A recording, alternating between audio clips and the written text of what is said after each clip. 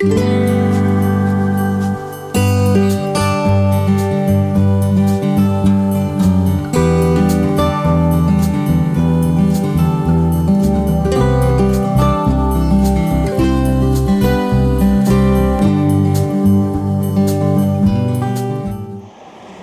ha sido distinguido por el Consejo Británico de Investigación Económica y Social. Es doctor en Ciencias de la Comunicación de la Universidad Autónoma de Barcelona. Ha sido conferencista invitado en 30 países, ha sido evaluador externo del Banco Interamericano de Desarrollo del BID, MIT Press, National Science Foundation de la Comisión Europea. Editor de McGraw-Hill y autor junto a John Moravec del libro Aprendizaje Invisible, con más de 50.000 ejemplares. Ese libro, junto a su último libro, La innovación pendiente, son para mí invaluables. Yo decir que los he leído una y otra vez y se los recomiendo. Ambos libros bajo licencia Creative Commons, por lo que pueden acceder a ellos gratuitamente y descargarlos de la web. Primero quiero decir que es un honor estar aquí. Esta es una universidad con la cual trabajamos cerca en la producción de investigación, en la producción de proyectos. Acabamos de publicar un dossier de la revista Educación especializada en educación y tecnología, y me han pedido que hable hoy día no tanto sobre educación primaria y secundaria, sino que educación superior. Es un tema que me interesa mucho, así que agradezco desde ya la invitación. Y quiero arrancar con algo que dijo el rector en la mañana, que me parece una preciosa metáfora del mundo en que vivimos. Esas ventanas que están ahí antes no existían. Y para mí es una clara metáfora de lo que está pasando con las universidades y los centros de investigación. Están abriendo nuevas ventanas, nuevas puertas, está entrando otro tipo de luz, otro tipo de voces para pensar y repensar la educación de distintos niveles. Así que ojalá haya más ventanas, pero agradecemos mucho que haya eso, porque me parece que es una demostración visual de los procesos de transición en los que estamos caminando. Y voy a arrancar con una historia. Dos amigos, Eugenia y Román, muy buenos amigos, como muchos de los que están aquí, pasaban mucho tiempo compartiendo en Twitter, en WhatsApp, en Facebook, comentarios, links, videos, likes. Una enorme cantidad. La primera persona con la que hablaba era la última en acostarse, mandando mensajitos, compartiendo la vida. Eran tantos mensajes que llegaron hasta como 10.000 mensajes. Y estos amigos, aunque estaban en ciudades distintas, siempre en este enorme flujo digital, como sospecho muchos de los que están aquí. Un mal día, Román tiene un accidente automovilístico y fallece inmediatamente. Eugenia estaba realmente descorazonada. Había perdido su amigo de la vida. Eugenia es programadora. Me dijo, ¿qué puedo hacer con mis recuerdos de Román? Y decidió desarrollar un software basado en estructuras neuronales para recapitular esos 10.000 mensajes de Román y generar la posibilidad de dialogar con esos mensajes. Aquí se empieza a poner un poco crítico. Entonces, Eugenia preguntaba cosas a este algoritmo y el algoritmo respondía con frases que ya habían sido alguna vez entendidas por Román. Y ese día que Román estaba más cerca. Y después dijo, ¿qué pasa si utilizo esa misma tecnología para permitir a otras personas que puedan hablar, no a lo mejor con un ser querido que falleció, pero consigo mismo? Pone un poco más crítico. Bueno, entonces crea esto que se llama Réplica, que es una app que ustedes pueden descargar, que me van a descargar por allá, donde usted puede empezar a conversar con un algoritmo que empieza a aprender de usted, de sus gustos. Entonces el algoritmo le dice, ¿qué tal cómo estuvo tu día? ¿Qué tal la última película que fuiste a ver? ¿Qué hiciste el fin de semana? Entonces nada más placentero que un algoritmo que te pregunta exactamente lo mismo que te gusta a ti. Ustedes no me van a creer, pero hoy día hay decenas de miles de jóvenes pasando largas horas teniendo redes sociales consigo mismo. Y esto, si bien es interesante, es un poco preocupante. Algunos dicen, bueno, uno en las redes sociales miente, pero en esta red social uno no miente porque sabe si miente, si no se miente, si no miente. Pero a mí me parece que esto de un desarrollo tecnológico específico, nos habla de un proceso de alta complejidad y de altísima incertidumbre que es el momento en el que estamos viviendo. Sistemas complejos donde no hay un principio ni un fin. Los agentes, las instituciones, las comunidades, las estructuras sociales operan de manera cada vez más flexible, automatizada, resiliente y adaptable. Muchos encuentros en el mundo pensando el futuro de la educación superior, y si hay un elemento común, en común denominador, es la profunda incertidumbre de en qué dirección tiene que transitar la universidad hoy. Eso ayuda al sonido creepy. Y entonces, voy a arrancar con una pregunta a los presentes. A ver si me pueden ayudar. Les voy a ofrecer dos opciones y ustedes me van a decir cuál es la que creen que es más probable. La primera pregunta es, ¿creen que es probable que se incorpore la inteligencia artificial en la universidad? Esa es la opción A. Y la opción B es, ¿creen que es probable que desaparezca la burocracia de la universidad? Por favor, que levanten la mano los que opinan la opción A, por favor. Muy bien. Veo bastantes manos, les quiero decir. ¿Quiénes opinan que se puede desaparecer la burocracia? Hay un par de entusiastas, me encanta. Solo de la primera fila, quiero decir. Y la burocracia no es solamente el papeleo, no es solamente la entrega de diplomas, tiene que ver con los modus operandi de las instituciones, la manera, la cultura organizacional, las maneras de enseñar, las maneras de aprender, los espacios donde uno habla y los demás escuchan. Todo eso tiene que ver, y voy a mostrar un ejemplo de un proyecto que emerge en Oxford que busca integrar estas dos cosas en un momento. En este momento decíamos que hay mucha incertidumbre, pero también hay una serie de tendencias o de modas o de puntos de inflexión que están sobre la agenda. Hay un enorme interés en el aprendizaje basado en competencias y modelos pedagógicos que lo acompañan. Quienes hayan hecho un poco de historia en educación saben que no es tan nuevo. Quienes hayan leído a John Dewey alguna vez saben que es volver a las raíces y no tanto pensar algo desde cero. Hay un enorme interés hoy día en avanzar a mecanismos de certificación más granulares, lo que en inglés se llama el unbundling. Los micromasters son certificados más específicos, y ya voy a volver sobre esto. La idea de conectar la teoría con la práctica y poner espacios de startups a quienes se están formando en educación superior, generando flujo de capital y posibilidades de innovación que comercial o puede ser social, y nuevos modelos pedagógicos que también creo que son nuevos, pero recogen mucho de lo que planteaba Lee: aprendizaje basado en proyectos, trabajo en equipo, comunidades de prácticas, etcétera, etcétera, etcétera. Y algunas formas de certificación que también pueden ser interesantes, como esta que me encontré un día caminando en Bangkok. No sé si lo alcanzan a leer, pero aquí por unos pocos dólares le ofrecen a usted el diploma de doctorado en Oxford por $2. Se ahorra un montón de años, no tiene que comer fish and chip nunca en su vida, llega directamente y le dan un diploma. Ahí atrás está la institución emisora, ese señor que está ahí, y lo más lindo de la imagen es que tenía un cartel que decía: está prohibido tomarle fotografías a esto. En ese mundo vivimos. Bueno, ahora, esto es una señal de el enorme valor que se le asigna a estos papeles, lo que la literatura a veces llama una suerte de inflación de las credenciales. Hay una inflación, hay una sobrevaloración de los papelitos. Hay una suerte como de, en el mercado hay una lectura de que si yo acumulo más papeles, y esto no es un fenómeno reciente, es un fenómeno que tiene siglos, puedo tener más evidencias que tengo mayores niveles de empleabilidad. Y eso evidentemente genera un trade-off entre mientras más papeles emito, igual que con las monedas, menos valor tienen. Y entonces, pareciera en algunos escenarios que hay una suerte de fiebre por acumular distinciones. No les puedo decir la cantidad de veces que me he encontrado con personas que quieren hacer un doctorado solamente para tener un mejor posicionamiento en el mercado laboral, sin ningún interés en la ciencia, ni en la academia, ni en la investigación.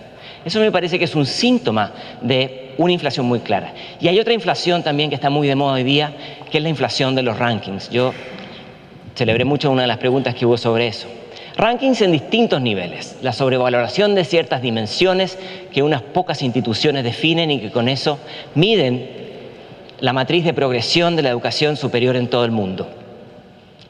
Hay otros rankings también, como los índices de publicación, el famoso índice H, que decide y define el nivel de impacto de tus publicaciones.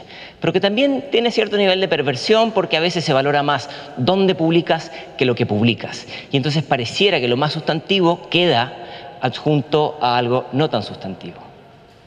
Algunos autores sugieren que esto tiene que ver, esto es tan absurdo, disminuir el proceso de formación, de enseñanza, de aprendizaje, de investigación a un solo valor, sería el equivalente a convertir un espacio multidimensional en un espacio sin dimensiones, que es lo que uno podría pensar cuando revisa su proceso formativo, toda su experiencia de formación, formal e informal, y después querer ponerle un número.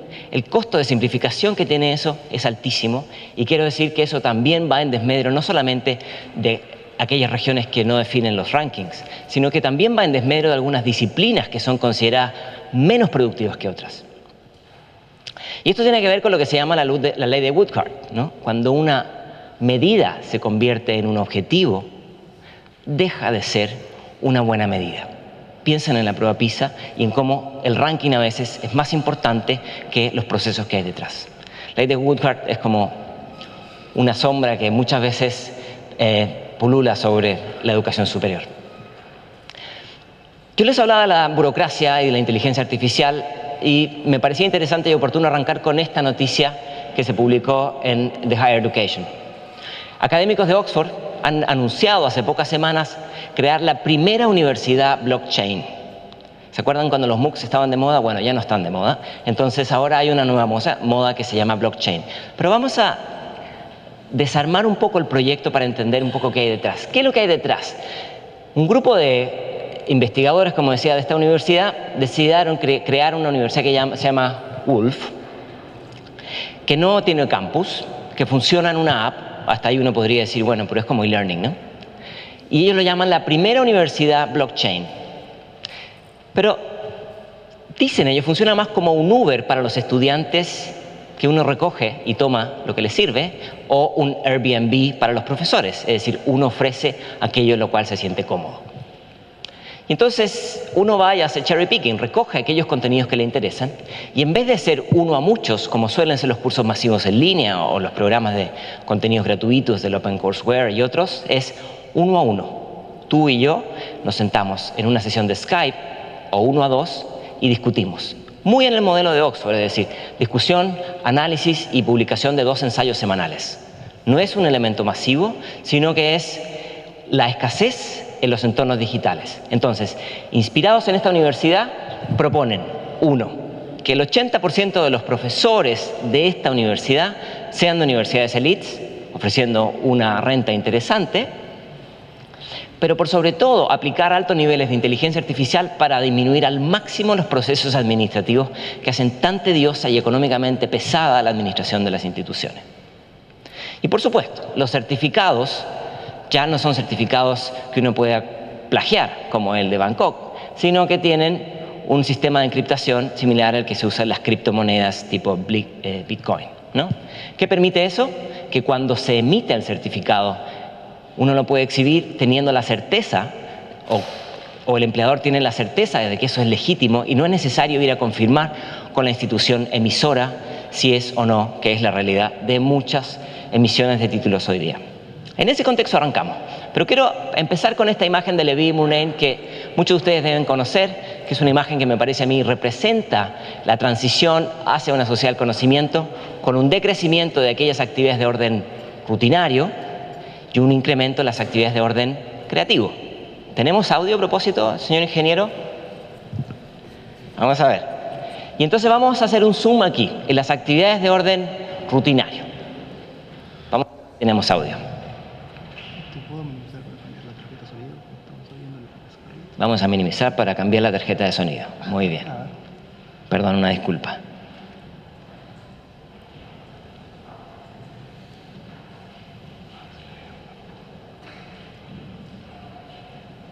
¿Está? Un aplauso al ingeniero, tenemos audio. Muchas gracias.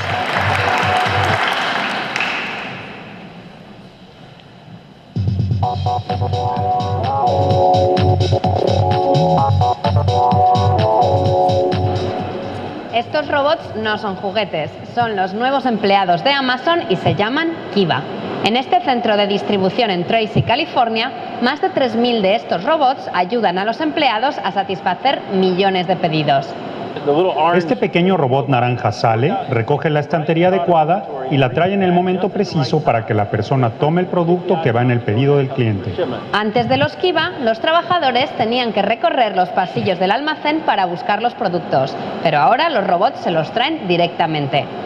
Los robots pesan 320 libras y pueden levantar hasta 750. Tienen sensores de movimiento para detectar obstáculos y pueden moverse a una velocidad de entre 3 y 4 millas por hora. Amazon dice que los robots no tienen sindicato, no se enferman, no tienen hijos enfermos, trabajan los domingos, trabajan de día y de noche, son fantásticos. Ahora, no solamente en los temas de carga de productos, sino que también en temas de seguridad, que es un síntoma claro de las sociedades modernas. Les voy a presentar a un robot que se llama K5.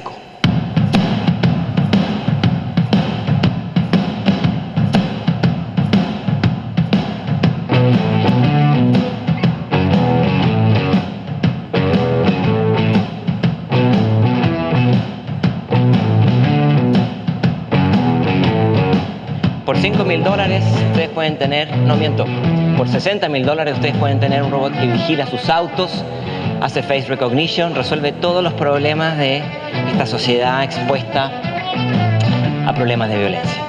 Tengo que decirles un secreto.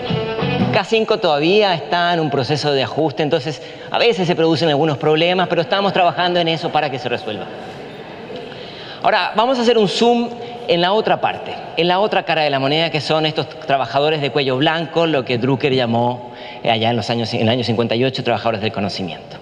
En teoría, este lado de la arena no estaba expuesto a problemas de reemplazo, puesto que las máquinas eran tontas. Quiero mostrarles este desarrollo de Google DeepMind, que hace un algoritmo que aprende a jugar Atari. ¿Alguien de aquí jugó Atari en los 80? Muy bien, tenemos como un tercio o un 40%. Miren qué interesante, hicieron un algoritmo que no sabía cómo jugar. Y entonces el algoritmo empezó a explorar cómo funcionaba Atari. Y entonces en los 10 primeros minutos el algoritmo tira la pelota y no sabe qué hacer y no sabe cómo responder, pero poco a poco empieza a repetir procesos similares a los procesos cognitivos que nosotros tenemos. Vamos aprendiendo por ensayo, vamos explorando y vamos analizando en qué medida la intervención genera cambios a través de mecanismos de feedback. En 120 minutos, en 2 horas, el algoritmo juega como un experto. Es decir, aprendió de la realidad, mientras más datos procesó, más preciso se hizo el algoritmo para entender cómo funciona. Y empieza a identificar patrones, empieza a identificar relaciones que le llevan a tener más éxito. Si yo hubiera visto este video cuando tenía en los 80, me hubiera ahorrado tantas horas de entrenamiento. Ahora, lo interesante es que en 240 minutos el algoritmo juega mejor que cualquier ser humano. ¿Por qué? Porque entendió que si arroja la pelotita en una esquina, genera un túnel y rápidamente hace que esto funcione de una manera mucho más acelerada. Es decir, aprende de los errores y no vuelve a repetir el error nunca más. Van a ir en el túnel. Bien, fantástico saber que tenemos máquinas que juegan Atari mejor que nosotros. Vamos a ver otro tipo de desarrollos de Google DeepMind, otro algoritmo que también aprendió sin que se le diera la programación. Un algoritmo que aprendió a caminar.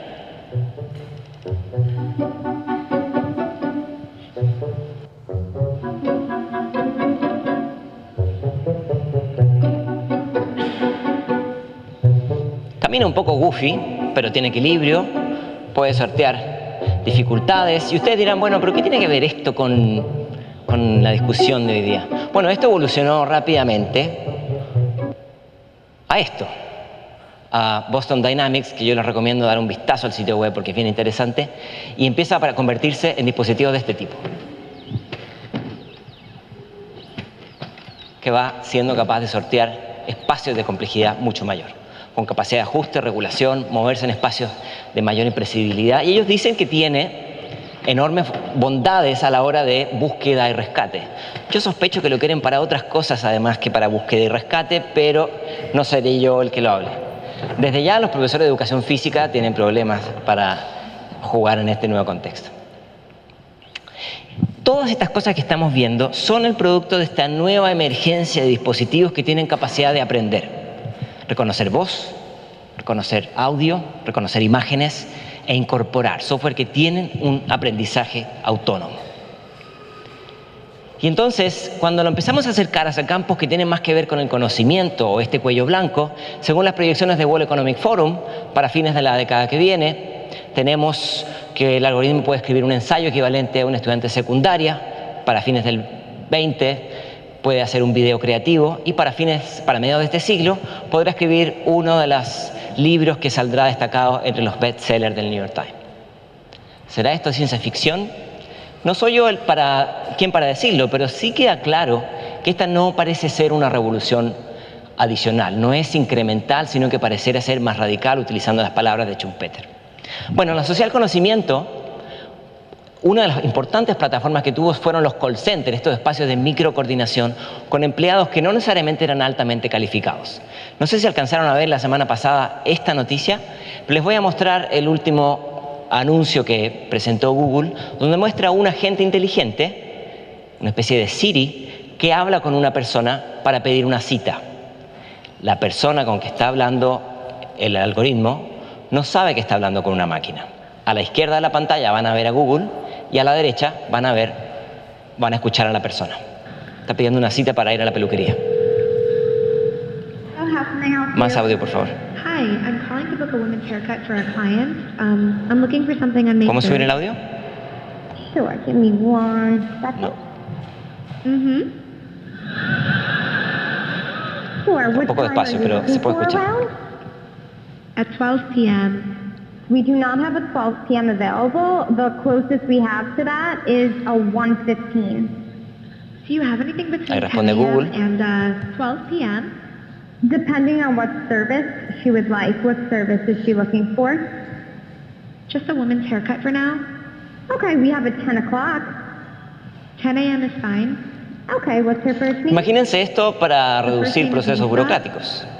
Okay, perfect. So I will see Lisa at 10 o'clock on May 3rd. Okay, great. Thanks. Great. Have a great day. Bye. Algunos dicen que esto es falso. Yo no soy quien para decir si es verdadero o falso, pero lo que es evidente es que esta innovación tiene mucho más que ver con capacidad de transitar en intercambios no estructurados, ¿no? Con capacidades de adaptación que nos dan un esbozo de en qué dirección se está moviendo el mundo. Este proceso que algunos llaman Industria 4.0, que combina altos volúmenes de datos con sistemas de monitoreo, con un Internet que sale de los navegadores, con procesos de automatización y descentralización importantes. ¿Implica esto, este nuevo escenario, una nueva universidad? ¿Implica un nuevo perfil de competencias? Si desarrollamos todas las competencias que nos decía Lee, ¿estamos a salvo? Eso es lo que quisiera explorar. Según Becoming Digital, en la sociedad post-internet los hogares comienzan a pensar, las máquinas toman decisiones, los drones pueden entregar paquetes o bombas y los robots trabajan por nosotros y juegan con nosotros y se toman nuestro trabajo. Una visión un poco, de nuevo, Black Mirror.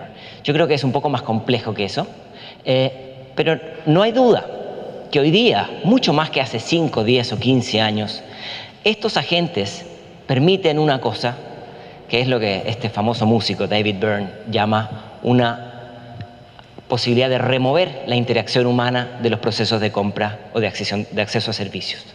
Usted va y compra una canción sin tener que pasar por nadie, va y ve una película sin tener que pasar por nadie, va y compra una pizza sin tener que pasar por un ser humano. ¿Por qué? Porque los seres humanos somos impredecibles, somos complejos, somos costosos y tomamos tiempo. Entonces, bueno, hay una emergencia de sistemas autónomos que pueden reemplazar la interacción humana. Hay otras miradas, quizás menos distópicas, por ejemplo, este enfoque sobre Humanics, que es un enfoque un poco distinto. Humanics sugiere que más allá de esta caricatura de nos vamos a quedar todos desempleados jugando Atari en casa, hay que pensar en esto como una nueva disciplina. Una disciplina que nos permita pensar en futuros profesionales que puedan trabajar con tecnología, no en vez de tecnología. Y cuando digo tecnología estoy pensando en estos agentes con capacidad de aprendizaje. Recomiendo mucho este libro que se llama Robot Proof, del MIT Press, que sugiere que hay que desarrollar un nuevo alfabetismo. En este nuevo contexto va a ser necesario desarrollar un alfabetismo de datos, entender lo que es Big Data, un alfabetismo de tecnologías, entender que los algoritmos toman decisiones con intereses de quien creó ese algoritmo, y un alfabetismo de personas, entender que las personas funcionamos en base a afectos, que tienen implicancias éticas, el tomar una u otra decisión. Entonces, de nuevo, no es hombres versus máquina, sino que es hombre y máquina en una mejor integración.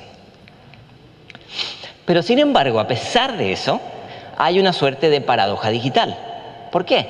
Porque mientras más abundante se hace lo tecnológico, más exquisito se hace la escasez de lo no tecnológico. El silencio, la conversación, la desconexión, la pausa, o eso que nuestros abuelos recuerdan, la privacidad. ¿Se acuerdan de la privacidad? Bueno, esto es interesante porque esto sí ya nos acerca mucho más a pensar en una universidad que puede ofrecer un valor agregado en estos espacios de hipertecnologización. No sé si conocen esto que se llaman en Estados Unidos los Learning Circles.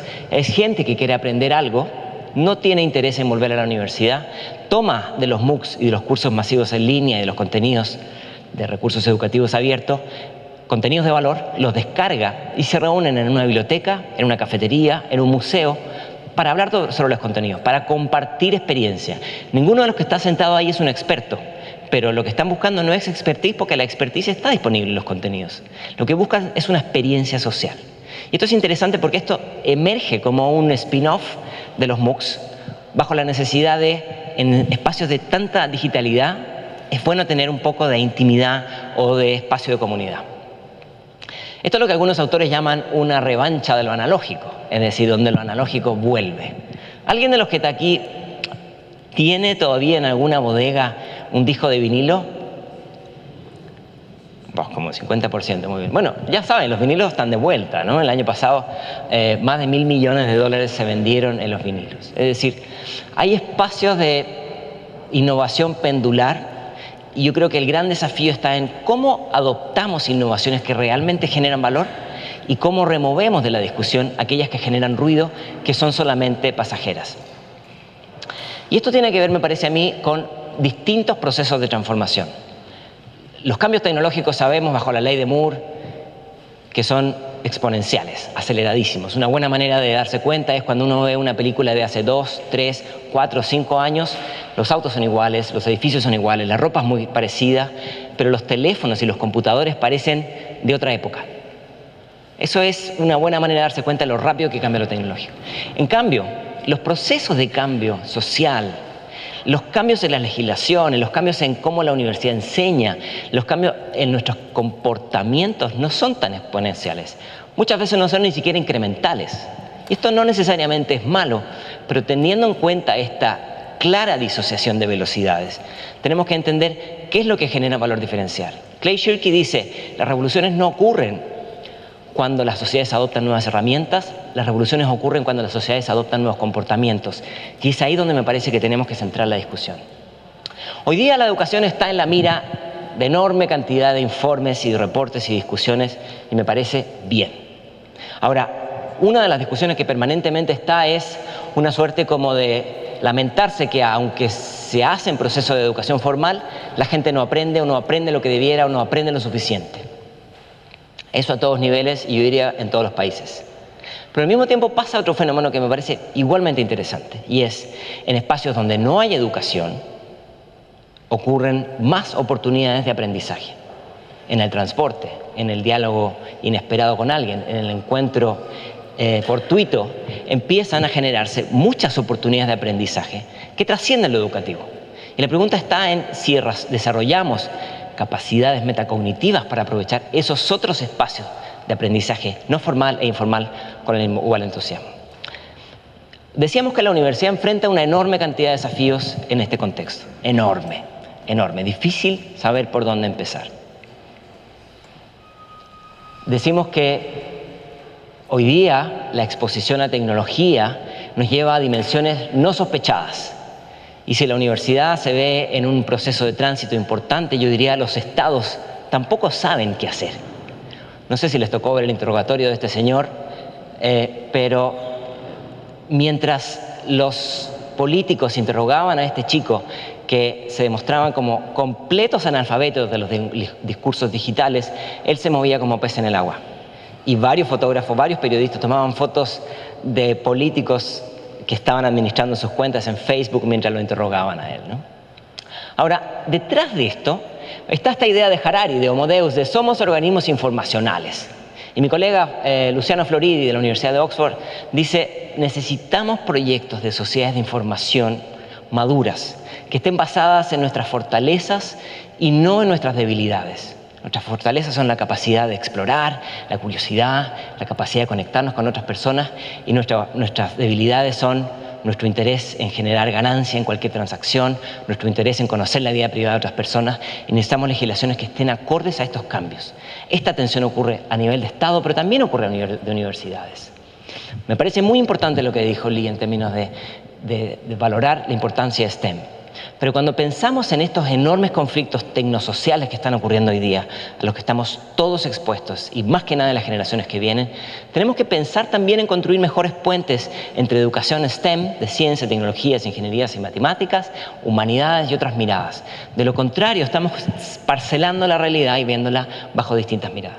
Y yo creo que construir espacios de formación transdisciplinar con estos enfoques es sustantivo. Me sorprendí al ver que en los programas de formación de las ingenierías en el MIT, el 25% de los contenidos no son de ingenierías ni de matemáticas, sino que son de humanidades y de arte. Otro proceso de cambio importantísimo es que el perfil de los estudiantes está cambiando.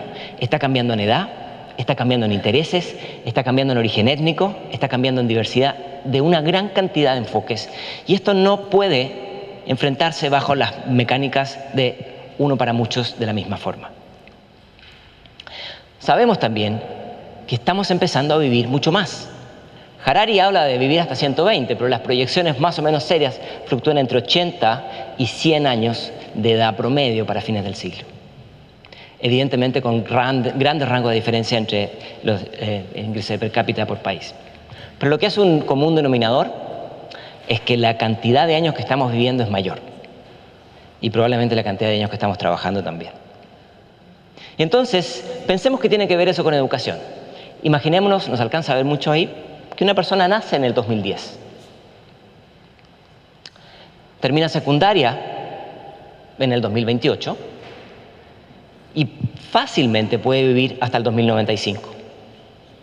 Siguiendo las legislaciones actuales, podría trabajar hasta el 2075, pero lo que es una realidad es que desde que estas personas recibe un grado de doctor ahí en el año 45 hasta que fallece, puede pasar fácil, sin problema, medio siglo. Y la pregunta es, ¿cómo esa persona va a desarrollar dispositivos para mantenerse aprendiendo? Va a transitar siempre entre la tensión de la obsolescencia y la actualización permanente. Entendiendo que esta idea de 30 años en el mercado laboral probablemente hoy día hay que repensarla. Pero también entendiendo que la educación formal puede aprender mucho de la educación informal. Puede incorporar muchas herramientas y estrategias de aprendizajes más regulares, más permanentes, en distintos momentos de la vida. Ahora, hay un enorme incremento en la demanda de educación superior. Estoy hablando a nivel global. En los últimos 20 años ha habido un despegue de un 160% de incremento de aspiración a acceder a educación superior. Entonces, bueno, los números se van al cielo y las infraestructuras de las instituciones de educación superior no dan abasto para responder a esta creciente demanda. Pero además de eso, el problema que tenemos es que se espera de la universidad que jóvenes de 20 años hablen varias lenguas, tengan licenciatura, maestría, doctorado, hayan vivido en varios países, tengan capacidades blandas, capacidades duras. Y entonces generamos una lista, una especie como de wish list infinito, que es difícil entonces definir dónde están las prioridades de este nuevo perfil profesional en este entorno de transformación. Qué talento, ¿no? Y yo creo, con cierta preocupación, que en muchos lugares está empezando a pasar esto, ¿no? Se ha puesto tanto énfasis en la gestión administrativa, en que los alumnos hacen como que escriben ensayos y los docentes hacen como que leen los ensayos, que es un círculo perfecto que permite que otros, como en el caso de España, por un WhatsApp o un pequeño pago remoto, usted tenga a alguien que le haga la tesis de maestría, el ensayo, el trabajo, sin mucho problema. Así que ya saben, llamen a Julio, que él los va a ayudar. Pero esto claramente es divertido, pero además es un síntoma de una dinámica que se generó en muchas instituciones de educación superior. ¿Recuerdan Kodak? Kodak tenía el mundo perfecto. Producía cámaras, producía films o películas y las desarrollaba. Era el círculo perfecto. Encomendaron a alguien que hiciera un dispositivo que fue el origen de la cámara digital allá en el año 78, pero no les pareció importante, pareció que esta cosa de tener que enchufar la cámara no funcionaba con la electricidad, a la gente no le iba a gustar y quedó ahí en prototipo. Se les pasó la revolución por la punta de la nariz y ahora quiero pedir un minuto de silencio por Kodak, que no está con nosotros. Cambiamos de modelo. Uber, una empresa súper agresiva, que pide permiso y después pide perdón. Una empresa que se ha impuesto que no compra taxis, una empresa que se entiende como un agente de comunicación que conecta oferta con demanda. Tiene 17, ayer revisaba los datos, 17.000 trabajadores y tiene, no hay números exactos, pero sobre 1,5 millones de taxistas en la calle o de conductores de Uber. Una empresa pequeña, 17.000 para la escala que sirven es pequeña, con una jerarquía pequeña. Entonces aquí tenemos dos modelos bien diferentes de organización. ¿A cuál se parece la universidad? No me respondan. Ahora, hay otro elemento importante que tiene que ver con el papel que ha jugado Internet en este nuevo escenario. Yo creo que en un primer momento el entusiasmo fue porque Internet iba a ser el gran espacio de acceso a contenidos. Pero mucho más importante que una gran biblioteca digital o el Aleph, como decía Borges, Internet es una plataforma de desintermediación. Desintermediación de la expertise, desintermediación de conocimiento experto, desintermediación de conocimiento válido, socialmente reconocido. No es que ya la universidad no sea válida, pero evidentemente hoy día la universidad ha de coexistir con muchos otros interlocutores que hace 20 o 30 años no estaban en la discusión. Y además, que genera esta nueva necesidad, que ya no es el talento para buscar, sino el talento para filtrar. Transitar de la escasez a la abundancia o de la abundancia a la escasez, que suena fácil, pero es bastante difícil. Porque los nuevos lenguajes implican nuevas demandas y las nuevas generaciones buscan primero en YouTube, por ejemplo, por decir un ejemplo. Si ustedes buscan primero en Google como yo, significa que no son tan jóvenes. Pero tiene que ver también con cómo uno llega con los mensajes a qué comunidades. No es que YouTube sea bueno o malo, o Google sea bueno o malo, pero estamos hablando que distintas generaciones tienen distintos patrones de consumo.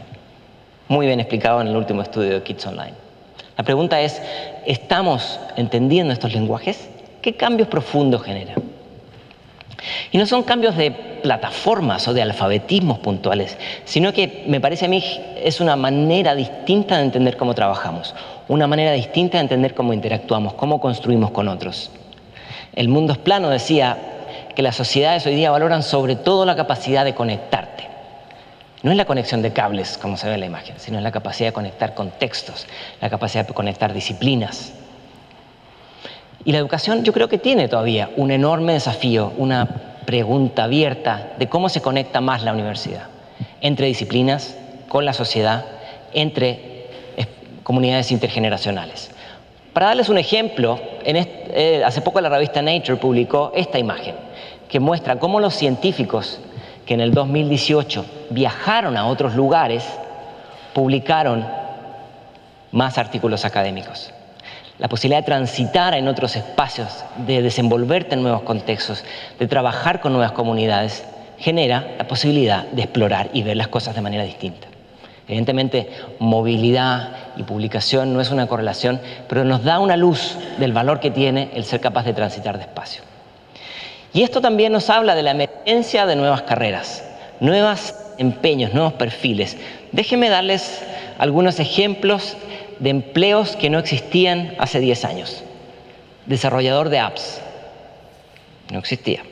Community manager, ingeniero de automóviles sin conductor, no existía. Muy bien pagado hoy día, por supuesto. Especialista en computación de la nube, no existía. Científico de datos, operador de drones, etcétera, etcétera, etcétera. Ahora veamos un poco algunas de las profesiones que están emergiendo, en el horizonte por lo menos. En algún lugar están más avanzados que otros. Genética matemática. visualización de datos, tecnología forense, diseñadores de chats automatizados de inteligencia artificial como el que veíamos de Google. Y mi favorita, agricultura horizontal. En espacios de alta densidad es fundamental pensar en nuevas maneras de agricultura. ¿Tiene la universidad que hacer y adaptar sus programas a estas demandas? Yo no soy el indicado para hacerlo, pero sí lo que estamos viendo es que muchas de estas ofertas hoy día están emergiendo por fuera de la universidad. Y eso tiene que ver con este factor. Nuevas maneras de reconocer, de validar el saber, que son no en reemplazo, sino que son un complemento. Esto es lo que yo decía que algunos llaman el unbundling, ¿no? Que es desagregar los grandes títulos de licenciatura, de maestría, de doctorado, que imprimen muchos años de trabajo, por contenidos más específicos, por habilidades más puntuales. Esta idea del just in time, no just in case. Just in case es a la izquierda, just in time es a la derecha, es decir, más sobre el contexto en el cual me estoy moviendo. ¿Va esto en contra de las maestrías, la licenciatura y los doctorados? Por supuesto que no, es un complemento. Es un complemento que muchas veces hoy día está emergiendo una vez más fuera de las estructuras de educación formal. Y se ven así, se ven como una app en el teléfono que tiene un sistema de encriptación utilizando blockchain, algunos lo llaman EduBlocks, donde usted puede mostrar los contenidos que ha adquirido. Y entonces los departamentos de emisión de títulos hoy día ya tienen muchas menos personas o son mucho más ingenieros de computación que antes. Quiero mostrarles un ejemplo de lo que el Instituto para el Futuro se está imaginando para el 2026. Ellos lo llaman EduBlocks. ¿Qué es lo que son los EduBlocks? Es una manera simplificada y visual de representar un conocimiento específico. No un gran conocimiento, un conocimiento adquirido en una hora. ¿Cómo en una hora? ¿Qué es lo que aprende uno en una hora? Bueno, lo que dicen ellos es lo siguiente. Usted puede registrar todo lo aprendido en estas pequeñas cápsulas que llaman EduBlocks. Entonces, cada bloque representa una hora de trabajo. Y entonces vas acreditando lo que aprendiste en distintos lugares. Lo que aprendiste en el hogar, lo que aprendiste en la escuela, lo que aprendiste en espacios de socialización, en un gran registro de bitácora digital, lo que aprendiste en una app, en espacios de socialización, etc. Esto llega a tal nivel, los gringos son tan divertidos que llega a un nivel que uno puede comprar el valor agregado que se va a producir con el conocimiento que estás adquiriendo ahora. Es decir, te pago por lo que vas a generar después cuando aprendas esto. Pero más allá de plantear esto como el futuro, a mí me parece interesante esta idea de cuantificar el saber desde una forma distinta. Porque a veces un estudiante o un recién egresado va a presentarse a un empleo y lo único que dice es su grado académico. Y muchas veces ese grado académico esconde una enorme cantidad de habilidades desarrolladas en paralelo o durante el proceso de formación formal. Ya para ir terminando, quiero plantear quizás esta como un tweet de resumen hasta aquí. Quizás el desafío más importante es pensar en mecanismos de diversificación de los espacios de aprendizaje, donde la educación formal puede aprender de buenas prácticas de la educación informal y también de otros mecanismos de certificación y reconocimiento de saberes que van de la mano de los tradicionales. Sebastian Thurn, que es el creador de Udacity, uno de estos MOOCs más conocidos hoy día y también padre de los vehículos que se conducen solos, dijo esto: las grandes universidades compiten por cuántas personas excluyen. No sé si ustedes saben, pero la Universidad de Harvard solamente acepta el 5% de los postulantes. Las universidades grandes compiten por cuántas personas excluyen. Si la medida de éxito cambia repentinamente a la inclusión, eso puede transformar la humanidad. Y en ese proceso de transición hoy día estamos. Grandes mecanismos de educación masiva, nuevas formas de entregar contenidos utilizando las tecnologías. Pero este no es el jardín de Edén. Hay ciertos bemoles. Es decir, ¿qué riesgo puede haber en ofrecer educación superior masiva para todos? Y no lo digo en el contexto de Uruguay, que tiene una universidad muy grande, sino lo digo ya en un contexto más internacional. Bueno, uno de los riesgos es tener estudiantes de alto ingreso, con formación de calidad en campus, y estudiantes de bajos ingresos con una educación de segunda. que les permita trabajar, pero no necesariamente los potencie para ser agentes de cambio en el mundo en el que viven. Y esa es, yo creo, una de las grandes tensiones que tenemos que discutir hoy día. Si la universidad va a crecer, si la universidad tiene una demanda enorme de la sociedad, si más segmentos de la sociedad aspiran a tener educación superior, ¿cómo nos aseguramos que no sea un crecimiento en cantidad, sino que en calidad y pertinencia?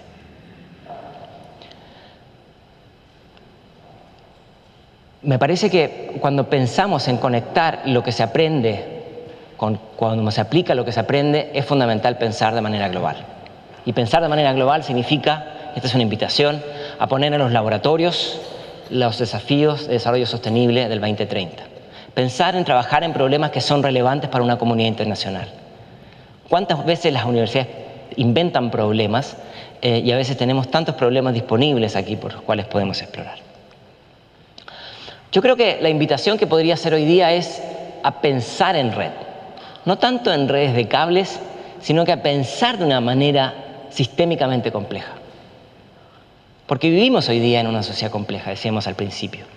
Y pensar en red significa entender que la universidad se mueve en sistemas complejos de alta interdependencia, que han de ser sistemas abiertos de adaptación permanente, y que hay que buscar una adaptación, que es la belleza de la universidad, entre ser flexible al cambio y ser resiliente a no renunciar a su esencia. Y eso entonces implica generar diálogos, lenguajes, habilidades distintas que no están limitadas a lo tecnológico, sino tienen que ver con una forma diferente de trabajar. Los grandes problemas de la sociedad hoy día, la migración, la privacidad, el calentamiento global, entre otros, son problemas que tenemos que atender de manera inter, trans y multidisciplinar.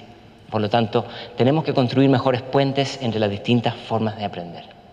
Y por supuesto, tenemos que pensar en formas diferentes de valorar el conocimiento, formas diferentes de valorar las universidades, más allá de un ranking, más allá de una lista. Quiero terminar diciendo que me encantan los autos sin conductor, pero yo quiero invitarlos a pensar, en vez de autos sin conductor, ¿por qué no pensamos en estudiantes que puedan dirigir su propio aprendizaje? Muchas gracias.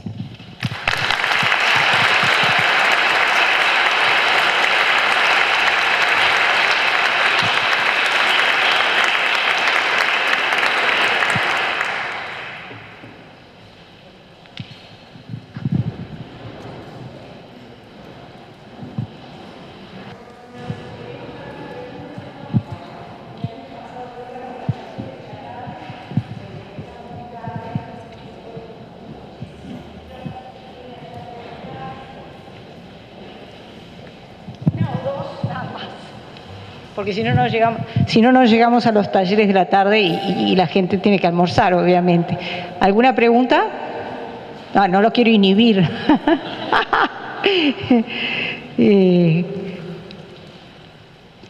Capaz que ese libro realmente hay que leerlo. Yo simplemente yo había estado leyendo lo de Oxford y lo de blockchain y me pareció alucinante, me costó entenderlo y capaz que no sé si todos los que están acá comprendieron cuál es la lógica, el cambio realmente de paradigma en el blockchain con el modelo de la moneda encriptada, ¿no? Pero capaz que ahí podés explicar un poquito más, porque no sé si todo el mundo... A mí me costó, tuve que leerlo más de una vez para entenderlo. Muchas gracias. Bueno, es curioso lo de esta universidad, la primera universidad blockchain que emerge de una universidad tan tradicional. Oxford se demoró varios años en coquetear con la idea de los MOOCs, entró bastante tarde a los MOOCs, entonces es curioso que aparezca esto como un emprendimiento de un grupo de académicos. Ellos dicen, uno de los problemas que tenemos es que el 80% del faculty de Oxford tienen contratos temporales, de 1 año, de 2 años, no saben dónde van a estar en 24 meses. Un enorme nivel de inestabilidad e inseguridad. Los estudiantes muchas veces les enseñan cosas que no les sirven ni les van a servir. Entonces, ¿por qué no pensamos en mecanismos de flexiguridad, que no funciona muy bien en castellano el término, que pueda ofrecer a académicos mayores niveles de estabilidad sin sacrificar la conversación uno a uno en espacios mucho más íntimos, pero donde el que está participando ahí está porque quiere aprender sobre eso? Eso en términos de diseño me parece interesante, además que recuperan una práctica pedagógica típica de Oxford que es ensayo y diálogo de manera semanal. Los costos que ellos dicen que va a costar, un poco redundante, es en el orden de $10.000 al año. Y los faculties van a tener un ingreso entre $50 y $100.000, el rango es bastante alto. Lo interesante yo creo aquí está en mecanismos de oferta sobre la demanda, ¿sí? Segundo, en la posibilidad de el diálogo uno a uno, no uno a miles, como son los MOOCs. Y claro, uno de los problemas que tenemos en todos los procesos de formación en línea es la verificación de la autenticidad del estudiante y de los títulos emitidos. Entonces lo que hacen es recoger todo el sistema de encriptamiento de las criptomonedas, como se les llama, para utilizar algo que no inventaron ellos, pero que hoy día no se ha instalado todavía demasiado en los mecanismos de certificación y que yo creo que en algún momento va a pasar a ser un estándar, que no es necesariamente demasiado complejo. ¿Es esto el futuro o no? Nació recién, entonces no tiene mucho sentido hablar del futuro en una universidad que tiene 13 siglos, pero me parece que es una señal de que tanto los MOOCs y Learning y estos modelos son laboratorios de educación que están buscando otras formas de enseñar y otras formas de reconocer el saber.